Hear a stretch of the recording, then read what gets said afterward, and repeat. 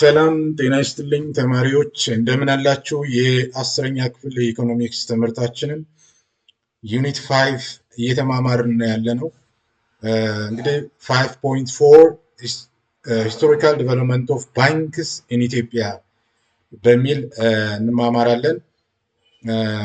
By the end of this section, a student will be able to describe the historical development of banks in Ethiopia. በኢትዮጵያ ውስጥ የባንኮችን እድገት ታሪካዊ ሁኔታ ትገልጻላችሁ። አይደንቲፋይ ነን ባንኪንግ ፋይናንሻል ኢንስቲትዩሽንስ ባንክ ያልሆኑ የፋይናንስ ተቋማት በኢትዮጵያ ደግሞ እነማን ናቸው የሚለውን እናያለን። ኤክስፕሌን ዘ ሮልስ ኤንድ ፈንክሽን ኦፍ ባንክስ ጥቅምንና አገልግሎታቸውን በሚመለከት ተግባራቸውን የባንኮችን ማለት ነው እንረዳለን እንገልጻለን ማለት ነው።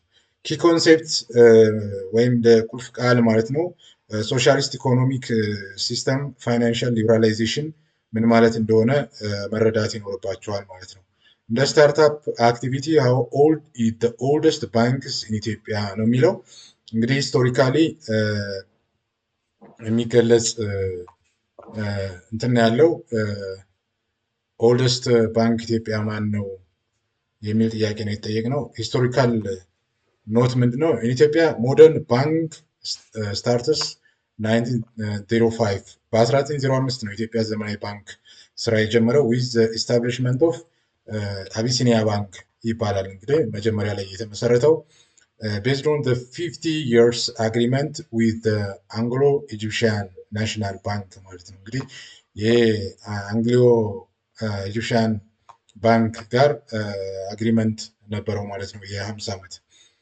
በ1908 ኒው ዴቨሎፕመንት ባንክ ኮድ ሶሳይቲ ናሽናል ዲ ኢትዮጵያ ፑር ዴቨሎፕመንት ዲ አግሪካልቸር ዲ ኮሜርስ በሚል ተቋቋመ በ1908 ማለት ነው። የአዲስ የልማት ባንክ ማለት ነው። ኤንድ ቱ አዘር ፎሬን ባንክስ ሁለት የውጭ ባንኮች ነበሩ። ባንኩ ዲዩ ኢንዶቺን ኤንድ ካምፔኒን ዲዩ አፍሪካኒ ኦረን የኢጣሊያንኛ ቋንቋ ይመስላል። ስለዚህ እነዚህ ባንኮች የውጭ ባንኮችም ነበሩ። these banks criticized for being wholly foreign owned እንግዲህ ቶታሊ ሁሉንም በውጭ አካላት ኦውን የተደረጉ ነበሩ ብሎ መውሰድ ይቻላል ማለት ነው። ሂስትሪ ኦፍ ባንኪንግ ኢን ኢትዮጵያ ከ1905 እስከ 1931 የመጀመሪያውን ስንመለከት it was Emperor Minilik II king of Ethiopia that introduced the modern banking in Ethiopia። እንግዲህ በንጉስ ሚኒሊክ ጊዜ ነው ባንክ ኢትዮጵያ ውስጥ ዘመናዊ ባንክ የጀመረው። there was an agreement signed between king and the British owned National Bank of Egypt ማለት ነው። በንጉሱና ብሪቴን በምትቆጣጠረው የብሔራዊ የኢጅፕት ባንክ አማካኝነት ስምምነት ተፈጥሮ ነው። ለምን እንግዲህ ያኔ ግብፅን በቅኝ ግዛት ስገዛ የነበረችው እንግሊዝ ነበረች ማለት ነው። the first modern bank of አቢሲኒያ የኢትዮጵያ የመጀመሪያው ዘመናዊ ባንክ አቢሲኒያ የተመሰረተው በ1906 ነው በአግሪመንቱ መሰረት ማለት ነው። the bank was totally managed by the Egyptian National Bank of Foreign Bank ቶታሊ ማለት ነው ባንኩ በኢጂፕሽያን አማካኝነት ነበር ቁጥጥር የሚደረገው ማለት ነው። አኮርዲንግ ቱ ሚዮሪ 2003 ማውሪ የተባለ ጸሐፊ በ2003 ማለት ነው the bank was given 50 years concession and was engaged in issuing not collecting deposit and guaranteeing loans ለ50 ዓመት እንግዲህ ውል ስምምነት ወስዶ ነበር ሲሰራ የነበረው። but client were mostly foreign business and wealthy Ethiopians እዚህ ባንክ ላይ ሲጠቀሙ የነበሩት በጣም ሀብታም ባለጸጋ የሚባሉ ኢትዮጵያውያን እና የውጭ ባለሀብቶች ነበሩ ማለት ነው። in the following couple of years after its foundation Bank of Abyssinia opened branches in different country Bank of Abyssinia ከተመሰረተ በኋላ በኢትዮጵያ በሀገራችን በተለያዩ አካባቢዎች ብራንቹን ከፍቷል። the bank had opened branches in the following towns of the country በሐረር ማለት ነው ሐረር ታውን በ1906 ድሬዳዋ በ1908 ጎሬ ታውን በ1912 ደሴና ጅቡቲ ማለት ነው በ1920 ማለት ነው። እንግዲህ ታሪክ ይናገራል ማለት ነው። በአንድ ወቅት ጅቡቲ የኢትዮጵያ አካል እንደነበረች ባንክ ኦፍ አቢሲኒያ ሲመሰረት በ1906 ማለት ነው ማረጋገጫ ነው ማለት ነው። ባንክ ኦፍ አቢሲኒያ ወዝ ሊኩዴትድ እንግዲህ የአቢሲኒያ ባንክ በ1931 ሊኩዴትድ ሆኗል። እንግዲህ ያ ሞሬ የተባለው ጸሐፊ 2003 አኮርዲንግ ቱ ኖዋኔ 2019 the bank was private bank whose share was sold in አዲስ አበባ ወደ ፕራይቬት ባንክ እንደተቀየረ ኒውዮርክ፣ ፓሪስ፣ ለንደን ኤንድ ቬኒያ ይገልጻል ማለት ነው። the bank financed in Franco Ethiopian Railway project which reached አዲስ አበባ in 1917 ማለት ነው። ሁለተኛው ታሪክ የምንመለከተው ከ1931 እስከ 1936 ያለውን ዘመን ሲሆን ይሄ ባንክ ኦፍ አቢሲኒያ ሊኩዴትድ ኤንድ ሌጋሊ ሪፕሌስድ ባንክ ኦፍ ኢትዮጵያ እንደገና የባንክ ኦፍ አቢሲኒያ ማለት ነው ወደ ባንክ ኦፍ ኢትዮጵያ የተቀየረበትን ሁኔታ እንረዳለን። ሾርትሊ ይሄ የሆነው በምንድነው? በኢምፔሪየር ኃይለስላሴ ወደ ስልጣን ከመጡ በኋላ ማለት ነው። The new bank, the Bank of Ethiopia, was totally under government control and retained the management, the staff and premise and client of the previous bank, Bank of Abyssinia. እንግዲህ በኢትዮጵያ መንግስት በንጉሱ ቁጥጥር ስር እንዲሆን ተደርጓል። በፊት የነበሩ የባንክ ውስጥ ይሰሩ የነበሩት መልሰው በዚህ ባንክ ውስጥ የተካተቱበት ሁኔታ ነው እንዳለ የሚያሳየው። ኢትዮጵያን ስታፎች ደግሞ የተቀላቀሉበት ነበር። The Bank of Ethiopia became the first independent bank of Ethiopia, which was totally under Ethiopian government control. በኢትዮጵያ መንግስት ቁጥጥር ስር የሆነ የመጀመሪያው የኢትዮጵያ ባንክ ባንክ ኦፍ ኢትዮጵያ ነበር ማለት ነው።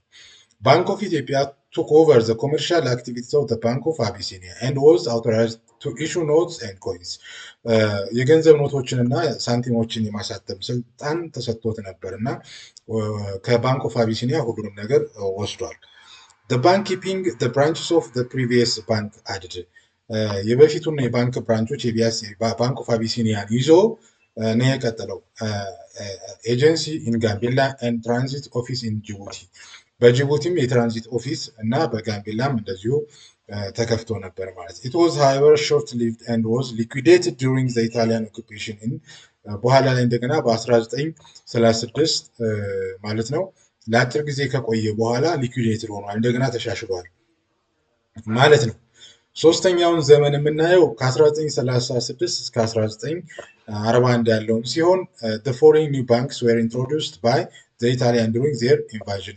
ጣሊያን ኢትዮጵያን በወረረችበት ጊዜ እነዚህ ባንክ ኦፍ ኢታሊያ፣ ባንኮ ዲ ሮማ፣ ባንኮ ዲ ናፖሊዮ ኤንድ ባንካ ናዚናሊ ዲው ዴል ላቫሮ እነዚህ ከ1936 እስከ 1941 ማለት ነው ተካተው ተጨምረው ነበር። There were actually branches of the main Italian banks in Italy. የኢጣሊያ ባንክ በኢትዮጵያ ውስጥ ብራንቾች ነበሩ እነዚህ ማለት ነው።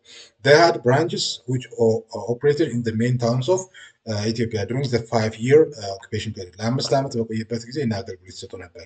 Only Banco di Roma and Banco di Napoli which were operated in Asmara.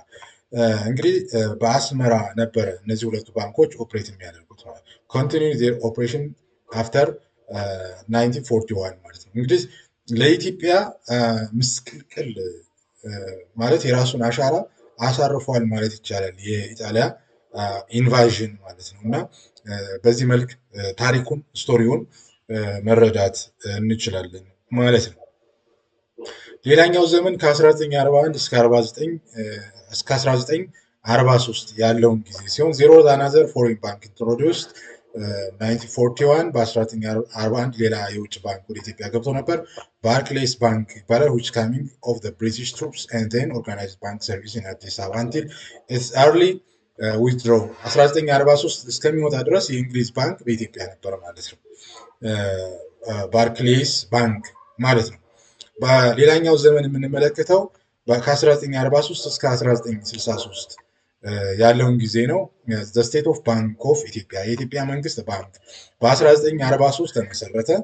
the Central Bank of Ethiopia with power of issued banknotes and coins as the agents of the Ministry of Finance. በፋይናንስ ሚኒስትር ኤጀንት ስር ሆኖ ባንክ ተቋቁሟል ማለት ነው። The bank functioned as the principal commercial bank in the country, engaged in all commercial bank activities besides the banknotes and coins. National Bank of Ethiopia ማለት ነው እንግዲህ ከኖት ከማተም ኮይን ከማምረት ከማተም ባለፈ ሌሎች አክቲቪቲዎችንም ይሰራ ነበር ማለት ነው። According to May 2003, the establishment of the State of Bank of Ethiopia marked the rebirth of the Ethiopian independent banking ማለት ነው። በዚህ ዘመን የስቴት ኦፍ ባንክ ኦፍ ኢትዮጵያ እንደገና ራሱን ችሎ የተቋቋመበት ጊዜ እናስታውሳለን።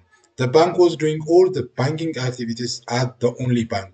አንዱ የራሱ ብቸኛ ባንክ ሆኖ ሲያገለግል ነበር። ኮመርሻል ባንኪንግ አክቲቪቲስ ፕሮቫይዲንግ ሎን ኤንድ ቴኪንግ ዲፖዚት ቁጠባና ብድር አገልግሎት ይሰጥ ነበር። ሴንትራል ባንክ አክቲቪቲስ የገንዘብ የማተምና ሳንቲም የማተምንም ስራዎችን ይሰራ ነበር ማለት ነው። በ1963 ስቴት ባንክ ሴንትራል ባንክ ኦፍ ካንትሪ